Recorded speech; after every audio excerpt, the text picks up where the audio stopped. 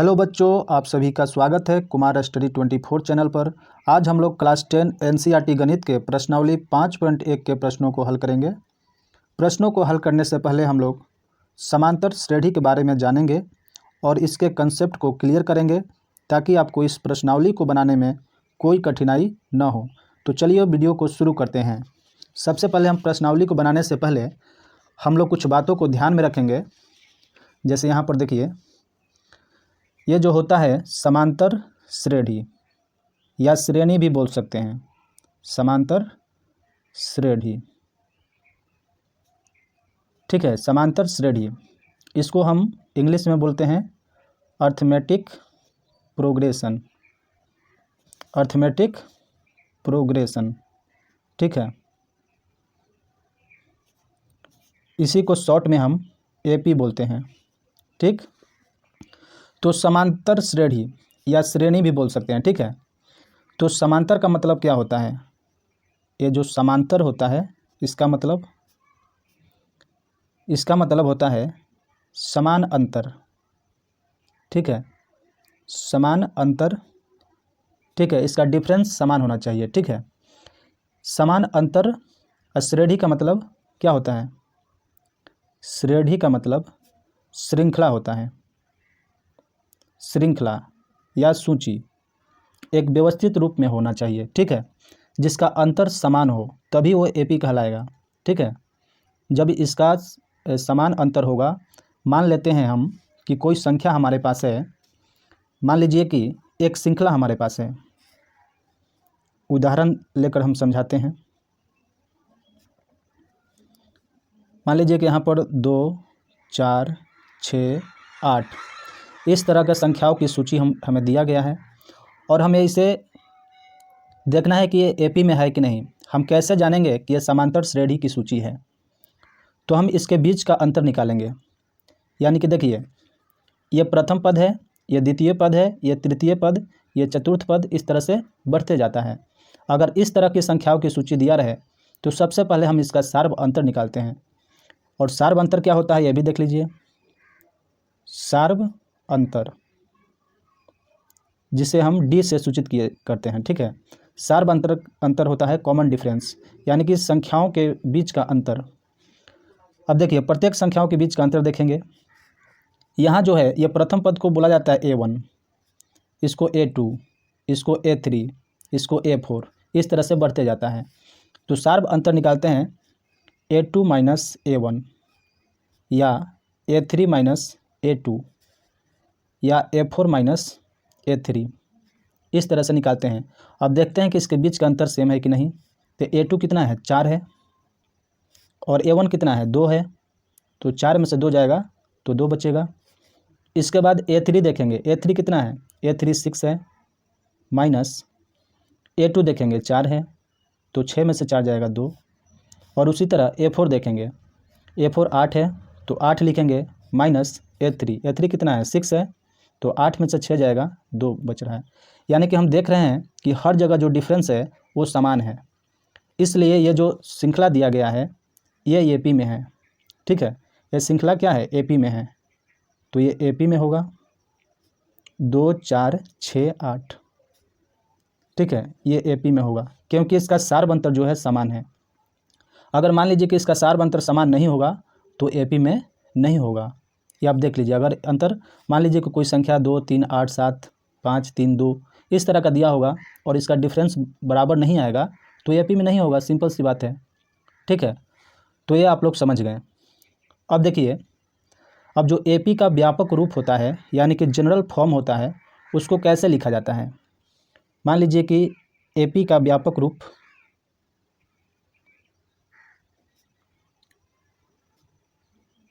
AP का व्यापक रूप क्या होता है? एपी का व्यापक रूप, पहला प्रथम पद होता है, प्रथम पद को A1 भी बोला जाता है, A भी बोला जाता है, और उसके बाद दूसरे पद में A प्लस डी, यानी कि जो डिफरेंस होता है A में जोड़ दिया जाता है, ठीक है। उसी तरह तीसरा हमारा संख्या होगा A प्लस 2D, यानी कि 2 बार जुटेगा तो A प्लस 2D, और इसी तरह A प्लस 3D, इस तरह से बढ़ते जाता है। और ये जो संख्या है इसको हम A1 बोलेंगे, इसको हम A2 बोलेंगे, इसको A3 बोलेंगे, तीसरा पद है A3 और ये चौथा पद है A4। इस तरह से होता है। मान लीजिए कि हमें D पता है और इस तरह से जाता है, ठीक है। तो ये जो है, ये जो AP जो है ये किसका व्यापक रूप है? ये जो है क्या बोलते हैं, ये जो है निश्चित AP है, अनिश्चित AP है, अनिश्चित यानी कि अपरिमित, इसकी कोई सीमा नहीं है, ये बढ़ते जाएगा, ठीक है, ये बढ़ते जाएगा। समझ में आ गया? प्रश्नावली 5.1 को बनाने के लिए हम इसी का प्रयोग करेंगे, ठीक है। तो मान लीजिए कि हमसे पूछ दिया जाए कि यहाँ पर जो है, मान लीजिए कि 2 4 6 8 AP है और हमको निकालना है 1 2 3 4 यानी कि 10वां पद निकालना है। तो कैसे निकालेंगे? तो सबसे पहले गौर कीजिएगा, यहाँ पर देखिए A1 बराबर क्या होता है? A होता है। A2 बराबर क्या होता है? A प्लस D होता है। A3 बराबर क्या होता है? A प्लस 2D होता है। A4 बराबर क्या होता है? A प्लस 3D होता है। A5 बराबर क्या होता है? A प्लस 4D होता है, ठीक है। इसको आप याद रखिएगा। अब यहाँ पर देखिए A2 बराबर A प्लस 1D है यानी कि एक डी है, और A3 बराबर A प्लस 2D है यानी कि एक कम हो जा रहा है, ठीक है। तीसरा पद निकालना है तो 2D होगा, और A4 निकाला है तो A प्लस 3D होगा यानी कि एक कम हो जा रहा है, ठीक। A5 निकालना है तो A प्लस 4D होगा। मान लीजिए कि हमको 10वां पद निकालना है, तो मान लीजिए कि 10वां पद निकालना है तो हम इस फार्मूला का यूज कर सकते हैं। अब 10वां पद ज्ञात कीजिएगा, इसे जोड़िएगा तो बहुत अधिक समय लगेगा, इसलिए आप लिख सकते हैं 10वां पद की जगह पर A प्लस 9D, और यहाँ से आप 10वां पद निकाल सकते हैं। अगर प्रथम पद मालूम है और D मालूम है तो 10वां पद कोई भी पद निकाल सकते हैं। मान लीजिए कि हमको निकालना है A 49वां पद, तो हम क्या करेंगे? A प्लस 48D लिखेंगे, एक कम करके लिखेंगे, हमको 49वां पद ज्ञात हो जाएगा। कितना भी बड़ा संख्या हो वो निकल जाएगा इससे आराम से, ठीक है। आप ध्यान रखिएगा। ये आप लोग समझ गए होंगे कि क्या होता है और कैसे काम करता है AP। चलिए प्रश्न की ओर चलते हैं, प्रश्न बनाएंगे तो और क्लियर होगा, ठीक है। तो चलिए प्रश्न की ओर चलते हैं। यहाँ पर देखिए कक्षा 10 प्रश्नावली 5.1 NCERT गणित, प्रश्न संख्या 1 है, निम्नलिखित स्थितियों में से किन स्थितियों में संबंध संख्याओं की सूची AP है और क्यों? हमको जांच करना है क्या जो दिया गया है, ये जो स्थिति दिया गया है, क्या ये AP में है कि नहीं, इसको हम जांच करना है। तो चलिए इसको हल करते हैं हम लोग। तो क्या बोल रहा है, प्रश्न पढ़िए पहले। प्रत्येक किलोमीटर के बाद का टैक्सी का किराया, जबकि प्रथम किलोमीटर के लिए किराया 15 रुपया है, यानी कि प्रथम किलोमीटर जाने में 15 रुपया लेगा, यानी कि 1 किलोमीटर जाने में 15 रुपया लेगा, और इसके बाद जितने भी अतिरिक्त किलोमीटर होंगे उसके लिए 8 रुपया बढ़ा कर लेगा, ठीक है, 8 रुपया जोड़ कर लेगा, 15 में ही जोड़ेगा, ठीक है। तो यहाँ पर लिखेंगे हल, प्रथम किलोमीटर का किराया कितना है? 15 रुपया है, ठीक है। और जब हम दूसरे किलोमीटर जाएंगे, 15 रुपया फिक्स है पहले किलोमीटर का, और दूसरे किलोमीटर का किराया कितना हो जाएगा, यानी कि 15 में 8 जोड़ देना है, यानी कि दूसरे किलोमीटर जैसे ही जाएंगे तो 15 रुपया फिक्स भरा है, 15 में 8 जोड़ेंगे तो कितना होगा? आप 15 में 8 जोड़िएगा तो 15 प्लस 8 यानी कि हमारा 23 रुपया आ जाएगा, यानी कि 2 किलोमीटर में 23 रुपया लगेगा। और इसी तरह तीसरे किलोमीटर जाने में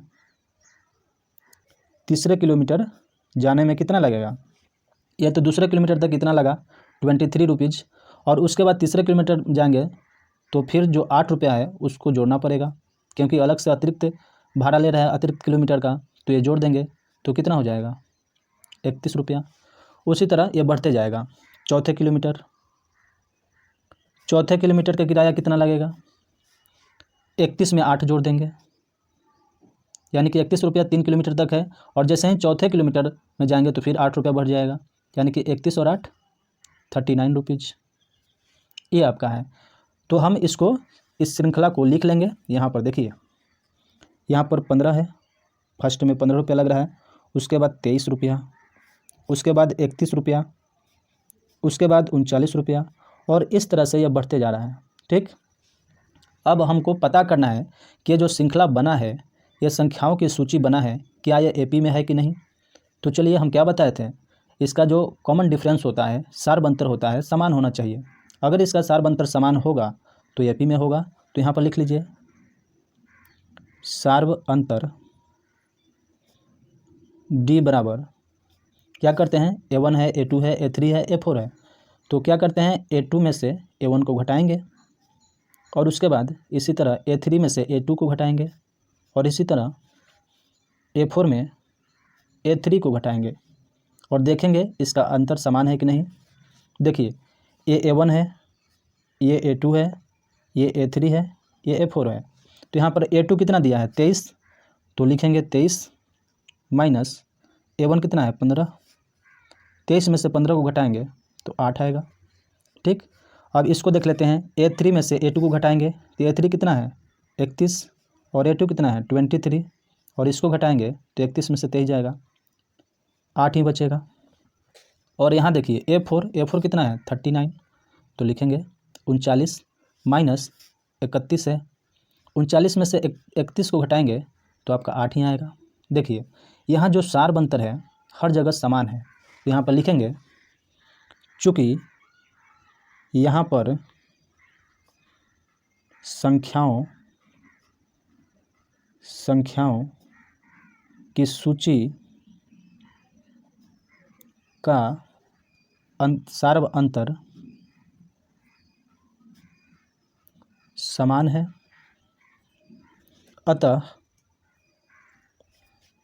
अतः यह सूची एपी में है। ठीक, ये हो गया। चलिए अगले नंबर सवाल की ओर चलते हैं। चलिए देखिए हमारा प्रश्न 1 का दूसरा नंबर सवाल है, किसी बेलन सिलेंडर में उपस्थित हवा की मात्रा जबकि वायु निकालने वाला पंप प्रत्येक बार बेलन की शेष हवा का 1/4 भाग बाहर निकाल देता है। तो इसको हम सोल्व करेंगे। तो हम मान लीजिए कि यहाँ पर एक बेलन है, मान लीजिए कि एक बेलन है, ठीक है, और इसमें जो हवा है हमको पता नहीं है। तो हम एक मान लेते हैं कि एक इकाई जो है इसमें हवा की मात्रा है, ये मान लेंगे। ठीक है, फर्स्ट बार में क्योंकि दिया नहीं है। और उसके बाद प्रत्येक बार 1/4 भाग हवा निकाल देता है बाहर। तो सबसे पहले हम यहाँ पर हल लिखेंगे। माना कि बेलन में हवा की मात्रा 1 इकाई है, मान लेते हैं, क्योंकि पता नहीं है, 1 इकाई मान लेते हैं, 1 यूनिट है। ठीक है, तो यहाँ पर जबकि वायु निकालने वाला पंप प्रत्येक बार बेलन की शेष हवा का 1/4 भाग बाहर निकाल देता है, यानी कि प्रत्येक बार। तो हमारा केस जब 1 में हम चले हैं, मान के चले हैं कि 1, तो केस 1 में हमको क्या मिला है 1, हम माने हैं। ठीक है, और इसके बाद केस 2 में क्या करेंगे कि हम 1 का जो है 1/4 भाग बाहर निकाल देंगे हवा। तो क्या हो जाएगा, माइनस करना पड़ेगा। तो 1 का माइनस 1/4 भाग बाहर निकाल देंगे, यानी कि 1 का 1/4 भाग बाहर निकाल देंगे। जो बचेगा वो दूसरा केस हो जाएगा। तो क्या होगा यहाँ पर आपका हो जाएगा 1 माइनस 1 में गुना करेंगे 1 ही होगा। यहाँ पर 4, यहाँ पर 1 मान लेंगे और एलसीएम ले लेते हैं। 4 1 4 का एलसीएम 4, 1 से 4 बार में कटा, 4 1 में गुना करेंगे 4 ही होगा, और 4 से 4 1 बार में कटा 1 होगा, यानी कि 3/4, यानी कि दूसरा केस हमको 3/4 आ गया, यानी कि इतना हवा बचा। और ये जो बचा है इसका भी 1/4 भाग बाहर निकाल देंगे और इस तरह से बढ़ते जाएगा। यानी कि केस 3 में क्या बोल रहा है कि जो 3/4 बचा है इसका 1/4 बाहर निकाल देना है। ठीक है, इसको बाहर निकाल देंगे, जो बचेगा वो हमारा तीसरा केस हो जाएगा।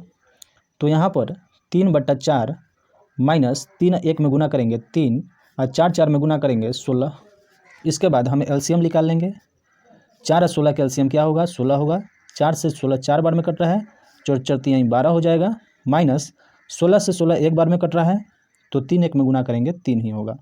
तो 12 में से 3 जाएगा 9 बचेगा और नीचे 16। ये आपका हमारा थर्ड केस आ गया। एक केस और निकाल लेते हैं। और यहाँ पर मान लीजिए कि केस 3 में क्या बोल रहा है, जो बचा हुआ हवा है फिर से 1/4 भाग बाहर निकाल देना है। कितना बचा है? 9/16।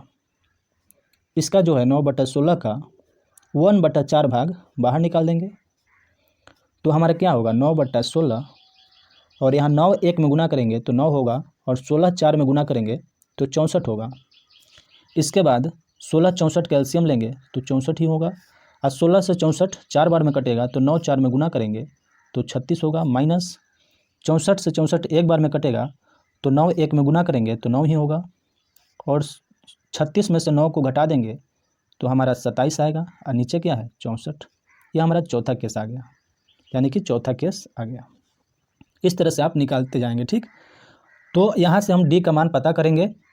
पहले संख्याओं की सूची लिख लेते हैं। पहली बार में हम माने थे 1, तो यहाँ पर लिखेंगे 1। और उसके बाद दूसरी बार में 3/4 है। उसके बाद तीसरा बार में 9/16 और 27/64 है। इस तरह से ये श्रृंखला बन रहा है। अब यहाँ से पता करेंगे क्या यह श्रृंखला एपी में है। तो इसको पता करने के लिए हम सबसे पहले सार्व अंतर निकालते हैं। ये हमारा A1 हो गया, ये A2 हो गया, ये A3 हो गया, ये A4 हो गया। तो यहाँ से सार्व अंतर निकाल सकते हैं आप। सार्व अंतर D बराबर क्या होता है? दूसरे में से पहला वाला को घटाते हैं, यानी कि A2 - A1, और फिर तीसरे वाला में दूसरे पद को घटाते हैं, और इसी तरह चौथे पद को तीसरे पद को घटाएंगे चौथे पद में तो A3। इस तरह से हम लिख लेंगे। और यहाँ पर देखेंगे क्या D का मान बराबर आ रहा है कि नहीं। तो A2 कितना है? 3/4 है, तो 3/4 लिखना है। माइनस A1 कितना है? 1 है। उसके बाद यहाँ नीचे 1 मान लेंगे और एलसीएम ले लेंगे। 4 1 एलसीएम 4 ही होता है, तो यहाँ पर 3 एकम 3 ही होगा। और 1 से 4 बार में कटा तो यहाँ पर 4 1 में गुना करेंगे 4 ही होगा। -4 में से 3 जाएगा -1/4। ये आपका पहला डी का मान आ गया। और दूसरा में इसी तरह देखेंगे। A3 का मान कितना है? 9/16 है, तो लिखेंगे 9/16 माइनस A2 का मान है 3/4। A2 का मान कितना है? 3/4। 16 4 का एलसीएम लेंगे 16 ही होगा। 16 से 16 एक बार में कट रहा है तो 9 1 में गुना करेंगे 9 ही होगा। 4 से 16 4 बार में कट रहा है, 4 चौका 16 3 चौका 12 होगा। अब -12 में से 9 घटा देंगे तो -3/16 होगा, क्योंकि बड़ा है 12, माइनस में बचेगा। यह दूसरा डी का मान आ गया। और इसी तरह A4 में से A3 को घटा के देख लेंगे। 27/64 माइनस 9/16। और यहाँ से हम देखेंगे 16 64 का एलसीएम अगर लेंगे तो 64 ही होगा। तो 64 से 64 एक बार में कट रहा है तो 1 और 27 में गुना करेंगे तो 27 ही होगा। माइनस है तो माइनस। 16 चौका 64, 9 चौका 36। और -36 में से 27 को घटा लेंगे तो कितना बचेगा? -9 बचेगा और नीचे 64 है। यह हमारा डी का मान निकल गया। अब हम यहाँ पर देख रहे हैं कि डी का मान समान नहीं है, बराबर नहीं है, इसलिए क्या है? एपी में नहीं है। तो यही बात को लिख लेंगे। यहाँ पर संख्याओं की सूची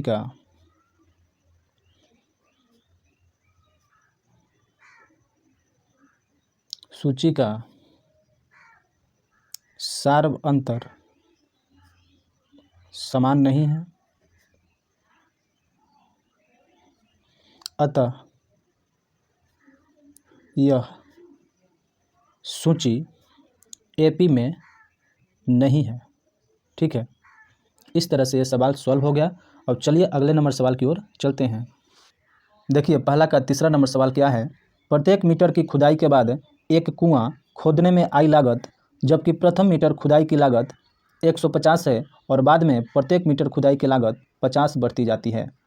यानी कि जब कुआं खुदाई हो रहा है तो प्रथम मीटर का जो लागत है 150 रुपया है और उसके बाद बढ़ते जा रहा है, यानी कि अगला प्रत्येक मीटर पर 50 रुपया बढ़ते जा रहा है। तो यहाँ पर लिखेंगे और यहाँ पर संख्याओं की सूची बना लेंगे। कितना है? 150 रुपया है। ठीक है, और दूसरे मीटर में जा रहे हैं, अगर दूसरे मीटर की खुदाई की लागत कितना हो जाएगा? 50 बढ़ रहा है प्रत्येक मीटर पर, पहला मीटर ये फिक्स है और दूसरे मीटर जैसे ही जाएंगे तो 150 में 50 फिर जोड़ना पड़ेगा, तो हमारा कितना आ जाएगा 200 रुपया। ठीक है, 50 रुपया बढ़ते जा रहा है। उसी तरह तीसरे मीटर में जैसे ही जाएंगे तो यहाँ से और 50 रुपया बढ़ जाएगा, यानी कि 200 में 50 जोड़ लेंगे तो हमारा कितना आ जाएगा 250। और इसी तरह चौथे मीटर की खुदाई की लागत, यानी कि 250 है, फिर चौथे मीटर पर जा रहे हैं तो फिर 50 रुपया बढ़ेगा, तो कितना हो जाएगा 250 में 50 जोड़ लेंगे तो 300 हो जाएगा। इस तरह से ये बढ़ते जा रहा है। ठीक, तो यहाँ पर सूची बना लेंगे। पहला पर कितना है 150 है, 200 है और 250 है और 300 है। इस तरह से ये सूची बन रहा है। तो यहाँ पर देखेंगे, अब देखेंगे क्या यह सूची जो है एपी में है कि नहीं। तो एपी में है कि नहीं पहले सार्व अंतर इसका निकाल कर चेक कर लेंगे। तो यहाँ लिखेंगे सार्व अंतर डी बराबर क्या होता है, दूसरे पद में पहले पद को घटाएंगे, यानी कि A2 - A1। उसी तरह तीसरे पद को दूसरे पद में घटाएंगे A3 - A2, और चौथे पद में तीसरे पद को घटाएंगे A4 - A3। और यहाँ पर देखिए A2 कितना है 200 है, A1 A2 A3 A4। A2 कितना है 200, तो 200 लिखेंगे। और तब A1 कितना है 150 है, इसको अगर घटाते हैं तो 50 आएगा। ठीक, और इसी तरह A3 कितना है 250 है, माइनस A2 कितना है 200 है, इसको घटाएंगे तो कितना आएगा यहाँ भी 50। अब चलिए A4 कितना है 300 है, A4 कितना है 300 और A3 कितना है 250, घटा लेंगे तो यहाँ भी 50 आ रहा है। यानी कि हर जगह जो D का मान है समान आ रहा है, इसलिए AP में है। तो यहाँ पर लिख देंगे, यहाँ पर सार्व अंतर बराबर है, इसलिए दिया गया सूची एपी में है। ठीक है, इस तरह से सवाल को सोल्व हो गया। चलिए अगले नंबर सवाल की ओर चलते हैं। देखिए प्रश्न 1 के चौथा भाग क्या बोल रहा है, खाते में प्रत्येक वर्ष का मिश्रधन जबकि 10,000 रुपये की राशि 8% वार्षिक की दर से चक्रवृद्धि ब्याज पर जमा की जाती है। तो हमारा जो ये मूलधन है 10,000 ये दिया हुआ है। ठीक है, तो हमको मिश्रधन निकालना है। तो मिश्रधन क्या होता है, मूलधन प्लस ब्याज होता है। तो सबसे पहले हम ब्याज निकालेंगे, यानी कि हमारे पास दिया है मूलधन कितना है, मूलधन दिया है 10,000। ठीक है, 10,000 रुपया दिया हुआ है और हम पर इसको 8% वार्षिक की दर से, यानी कि 8%, 10,000 का 8% निकालेंगे और जो आएगा फिर उसके बाद मिश्रधन निकालेंगे। तो ब्याज हमारा क्या हो जाएगा, यहाँ से ब्याज निकाल लेते हैं। तो यहाँ से अगर ब्याज आप निकालिएगा तो 10,000 का निकाल लीजिए 8%,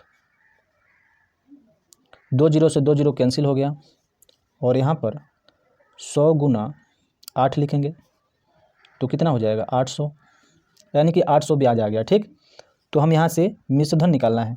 ठीक है, तो मिश्रधन जो होता है मूलधन प्लस ब्याज होता है। तो मूलधन प्लस ब्याज, मूलधन कितना दिया है 10,000, ब्याज कितना आया है 800। तो हमारा प्रथम वर्ष के लिए मिश्रधन आ गया 10,800। ठीक है, तो यहाँ पर प्रथम वर्ष के लिए कितना आ गया मिश्रधन 10,800। और उसी तरह अगर हम चक्रवृद्धि ब्याज पर जमा की जाती है। ठीक है, चक्रवृद्धि ब्याज का मतलब होता है कि ब्याज पर ब्याज लगेगा। ये जो आया है मिश्रधन इस पर निकालेंगे। ठीक है, इसको मूलधन मान के हम इसका 8% ब्याज निकालेंगे, क्योंकि यहाँ पर चक्रवृद्धि ब्याज बोल रहा है, यानी कि जो ब्याज पर ब्याज जोड़ा जाता है। ब्याज जुट गया, इसमें 10,800 हो गया, फिर इसका अब निकालेंगे, फिर से ब्याज निकालेंगे। ठीक, तो यहाँ पर देखिए दूसरे वर्ष में, ये तो पहले वर्ष का था। ठीक, दूसरे वर्ष में क्या हो जाएगा, ये जो है मूलधन मान लेंगे इसको, क्योंकि चक्रवृद्धि ब्याज ब्याज पर ब्याज लगता है। ये जो ब्याज जुटा है फिर इसका फिर 8% निकालेंगे। 10,800 का फिर 8% निकाल लेंगे। 2 जीरो से 2 जीरो कट गया, 108 और 8 में गुना कर लेंगे तो कितना हो जाएगा, 864 हो जाएगा। ठीक है, इसको गुना कीजिएगा तो 864 आ गया, यानी कि दूसरे वर्ष में ब्याज इतना आ गया। तो हमारा कितना था मूलधन इसका 10,800 में अब ये जोड़ना है। ठीक है, तो मिश्रधन कितना हो जाएगा, फिर से मिश्रण दूसरे वर्ष में कितना हो जाएगा, इसको मूलधन मान लीजिए। ठीक, इसको मान के अब बनाइए तो 10,800 प्लस कितना आ गया, 864। इसको जोड़ लीजिए, कितना आएगा, 4 का 4, 6 का 6 होगा, और 8 8 16 के 6 होगा एक हाथ में, तो 0 1 1 ही होगा, और 1 11,664 ये दूसरे वर्ष में आ गया। इस तरह से ये बढ़ते जाएगा। तो चलिए, हमारा जो मूलधन दिया था ये 10,000 दिया था पहली बार में, तो यहाँ से शुरू से लिखेंगे, श्रृंखला बनाएंगे। 10,000 और दूसरा में कितना आया है, 10,800, और तीसरे में 11,664। अब हम देखेंगे कि ये जो ये श्रृंखला जो बना है क्या एपी में है कि नहीं, इस तरह से निकलते जाएगा। ठीक, तो यहाँ पर देखेंगे सार्व अंतर निकालेंगे पहले। तो सार्व अंतर डी बराबर A2 minus A1, A3 minus A2। यहाँ से A2 10,800 है और 10,000 A1 है, घटा लेंगे तो 10,800 में 10,000 जाएगा तो कितना बचेगा, 800 यहाँ पर, और यहाँ भी देख लेंगे 11,064 है, A3 का मान 11,600 कितना है, 664। तो 11,664 में इसको घटा लेंगे, A2 को घटा लेंगे 10,800। अब इसको घटाइएगा तो कितना होगा, 11,664 में से 10,800 घटा लीजिए तो यहाँ पर 864 आ जाएगा। ये जो डी का मान है क्या बराबर है, बराबर नहीं है, तो लिखेंगे यहाँ पर सार्व अंतर समान नहीं है, इसलिए दिया गया सूची एपी में नहीं है, एपी में नहीं है। उम्मीद करते हैं कि सभी प्रश्न आपको समझ में आए होंगे। चलिए अगले नंबर सवाल को सॉल्व कर लेते हैं। कि हमारा प्रश्न 2 क्या बोल रहा है, दी हुई एपी के प्रथम 4 पद लिखिए जबकि प्रथम पद ए और सार्व अंतर डी निम्नलिखित हैं। यानी कि प्रथम पद दे दिया है और सार्व अंतर दे दिया है, हमको ये बताना है एपी के प्रथम 4 पद ज्ञात करना है। तो चलिए इसको हल करते हैं। तो यहाँ पर लिखेंगे, पहला का हल करेंगे। यहाँ पर क्या दिया हुआ है, लिखेंगे दिया है प्रथम पद ए बराबर 10 और सार्व अंतर डी बराबर 10 दिया है। तो हमको निकालना है एपी। तो एपी का व्यापक रूप क्या होता है, आपको पहले बता चुके हैं। एपी का जो व्यापक रूप होता है ए प्लस डी, A+2D और A+3D। हमको 4 पद निकालना, 1 2 3 4, ये आगे बढ़ते रहेगा। ठीक, तो हमको 4 पद को ही ज्ञात करना है। ठीक, तो यहाँ पर A1 है, A2 है, ये क्या है, A1 है, ये क्या है, A2 है, ये क्या है, A3 है, ये क्या है, A4 है। यानी कि 4 पद तक हमको निकालना है। तो यहाँ पर लिखेंगे A1 बराबर, A1 को A बोला जाता है, A2 बराबर A+D बोला जाता है।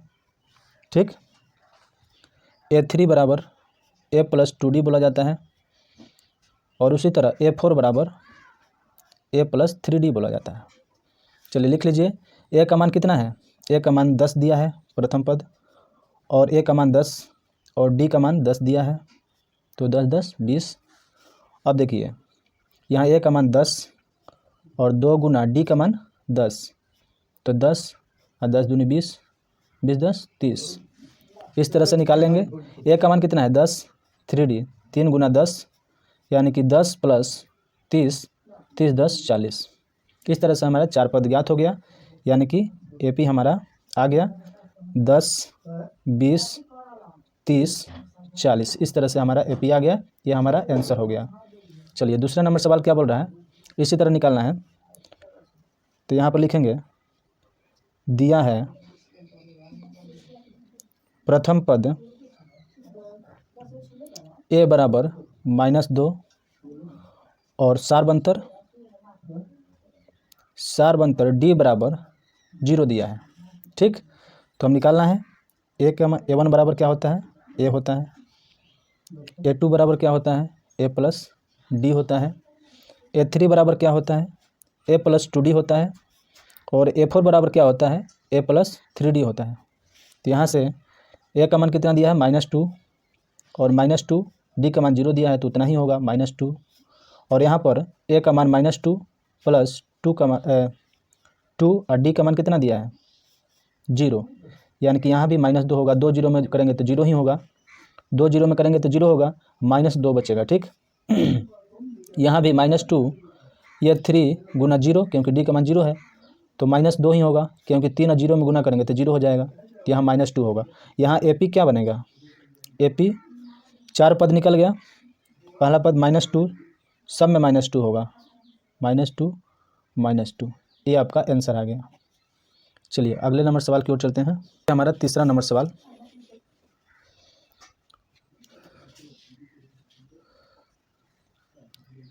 तीसरा नंबर सवाल है प्रथम पद A बराबर 4 और सार्व अंतर कितना दिया है, सार्व अंतर D बराबर -3। तो यहाँ पर आप निकाल लीजिए A1 बराबर A होता है, A2 बराबर A प्लस D होता है और A3 बराबर A प्लस 2D होता है, A4 बराबर A प्लस 3D होता है। तो यहाँ पर A का मान कितना है 4 है, यहाँ A का मान 4 और प्लस D का मान -3 है, तो 4 प्लस माइनस माइनस हो गया 3, 4 में से 3 गया 1। और उसी तरह A का मान 4 है और प्लस यहाँ पर 2 गुना D का मान -3 है तो 3 लिखेंगे, यहाँ पर 4 प्लस माइनस माइनस हो जाएगा, प्लस माइनस माइनस 3 दूनी 6, तो यहाँ पर कितना बचेगा -6 में से 4 जाएगा तो -2 बचेगा। यहाँ पर A का मान 4 है और प्लस 3 गुना D का मान कितना दिया है -3, तो यहाँ पर 4 प्लस माइनस माइनस 3 का 9 हो जाएगा, -9 में से 4 जाएगा -5। ठीक है, इस तरह से हमारा AP आ गया, यानी कि 4 1 -2 -5। तो लिख लेंगे यहाँ पर AP के प्रथम 4 पद है, पहला पद 4 दिया है, दूसरा पद 1 और तीसरा पद -2 और चौथा पद -5। ये आपका आंसर आ गया। और चौथा नंबर को सॉल्व कर लेते हैं।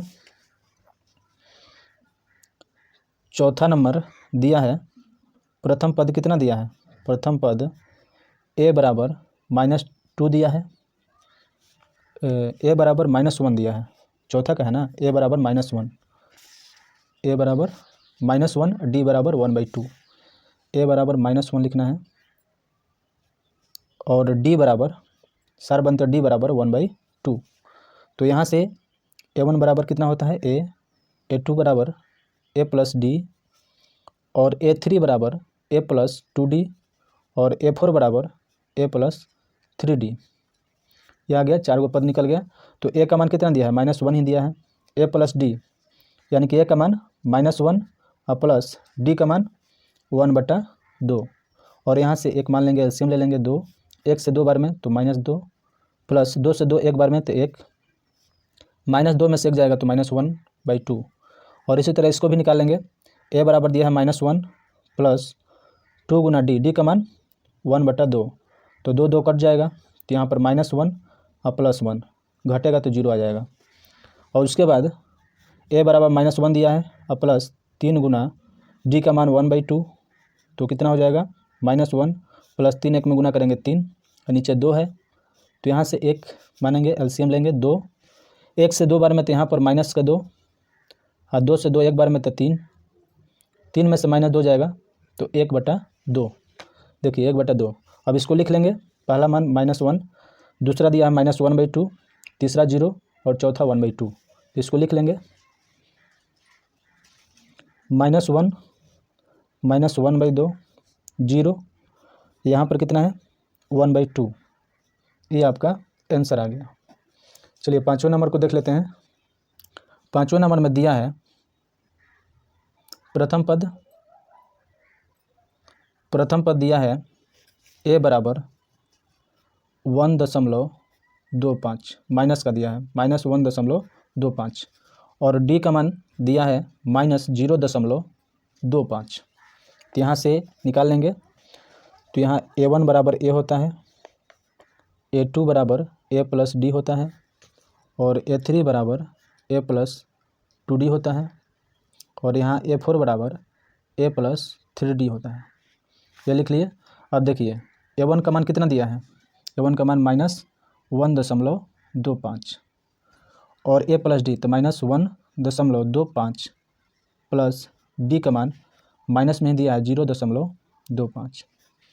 तो इसको सॉल्व कर लेंगे। पहले -1.25 आप प्लस माइनस माइनस हो जाएगा और 0.25, दोनों माइनस में है, दोनों साइन एक जैसा है तो जोड़ लेंगे। तो 1.25 और माइनस 0.25, 5 × 10, 2 2 4 1 5, 1 0 1, माइनस का 1.50। ठीक, और ये आ गया a का मान -1.25 प्लस 2d का मान -0.25। तो यहाँ पर -1.25, यहाँ पर प्लस माइनस माइनस, आप 25 और 2 में करेंगे तो 0.50 है।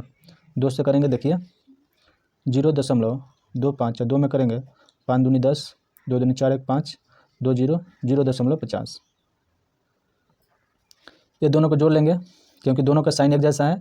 तो 0 और 5 में जोड़ेंगे तो 5, 5 और 2 में जोड़ेंगे 7, 0 1 में जोड़ेंगे 1, माइनस है तो माइनस लगा देंगे। ये आ गया। और चौथा पद क्या है -1.25, यहाँ पर 3, यहाँ पर -0.25, यहाँ पर भी गुना कर लेंगे।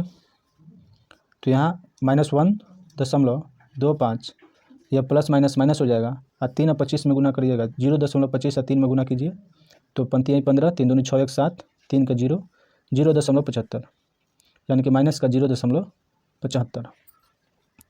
जोड़ लेंगे इसको, -1.25 और -0.75 कितना हो, 5 × 10 का 0, 7 2 9 1 10, 1 का 0 1 ही होगा, 1 2, माइनस का 2, यानी कि दशमलव के बाद 0 का वैल्यू नहीं होता है, इसलिए -2 आ गया। यानी कि चारों पद निकल गया।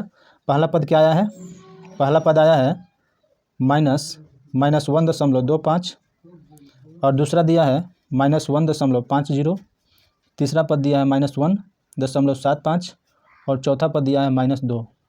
ये आपका आंसर आ गया। उम्मीद करते हैं कि सभी प्रश्न आपको समझ में आए होंगे।